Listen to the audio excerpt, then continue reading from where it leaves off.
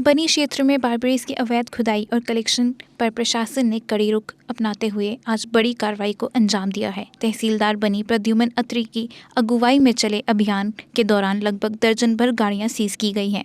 पिछले कई दिनों में गैरकानूनी एक्सट्रैक्शन और कलेक्शन को देखते हुए प्रशासन ने सख्त कदम उठाते हुए चेतावनी जारी की है कि सरकार या वन भूमि पर किसी भी प्रकार की अवैध गतिविधियों करने वाले के खिलाफ कठोर कार्रवाई की जाएगी। आज की कार्रवाई के बाद क्षेत्र में हड़कंप मच गया है और प्रशासन ने स्पष्ट कर दिया है कि प्राकृतिक संसाधनों के दोहन को हर हाल में रोका जाएगा। हाँ, आज ये बर्बरी एक्सट्रैक्शन का जो एक परमिशन है यहाँ पे मिली है बनी तहसील में, तो इसका आज हमने कॉग्निजेंस लेते हुए, कुछ शिकायतें आ रही थी तो उसका कॉग्निजेंस लेते हुए फॉरेस्ट डिपार्टमेंट और पुलिस के साथ मिलके इसकी चेकिंग की है और जहाँ पे कुछ कभी अगर मिली है तो उनको नेसेसरी डायरेक्शंस दी गई हैं।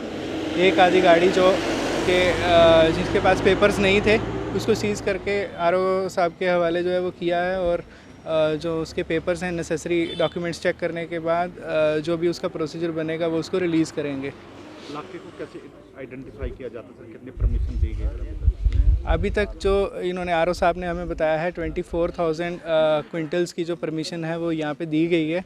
तो अभी तक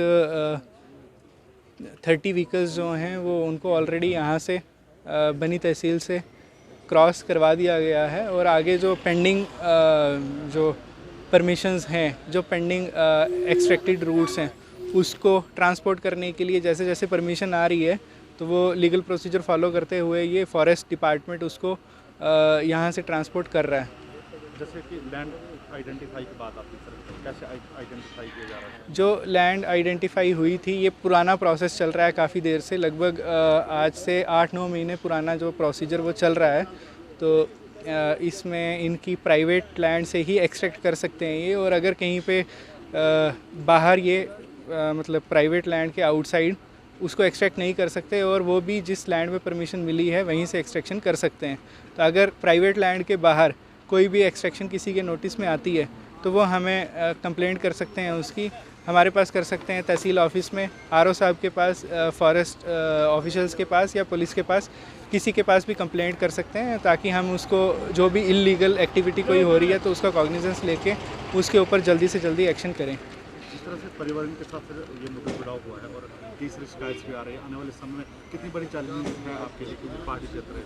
हाँ, ये जो अभी जो एक्सट्रैक्शन की परमिशन मिली है ये तो काफ़ी साइंटिफिक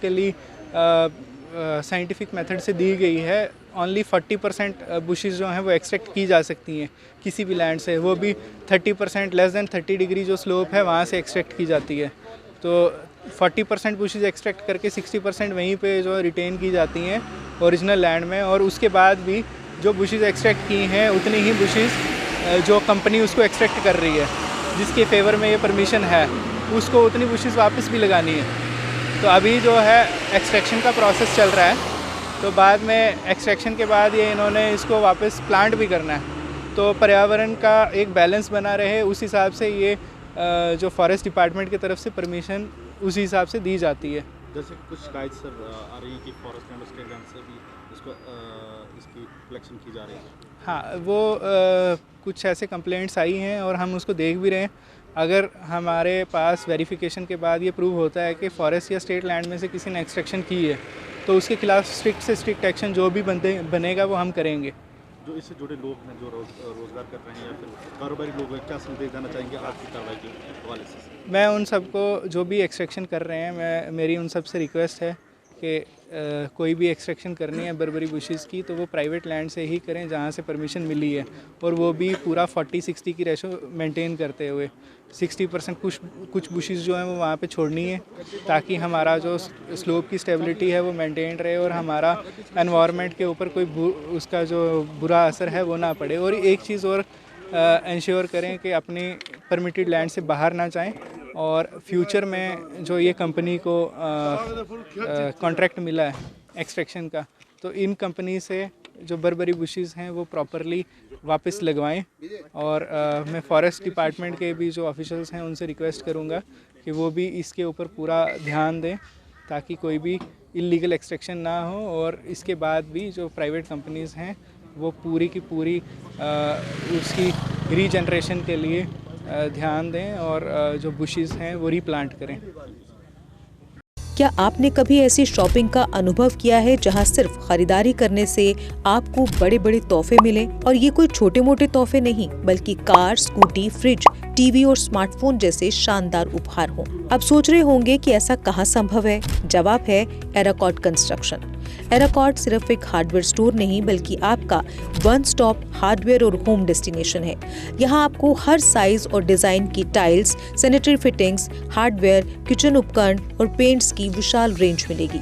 लेकिन एराकॉट केवल प्रोडक्ट्स ही नहीं देता, बल्कि एक ऐसा शॉपिंग अनुभव देता है जो हर बार नया, रोमांचक और आकर्षक होता है। अपने सपनों के घर को सजाने के लिए बिना पैसे खर्च किए यहाँ मिलेगा 3D व्यू की फ्री सर्विस और प्रीमियम होम अप्लायंसेस जैसे चिमनी, गैस चूल्हा, kitchen sink, fridge, AC, washing machine, सब कुछ बेहतरीन क्वालिटी और स्टाइल में।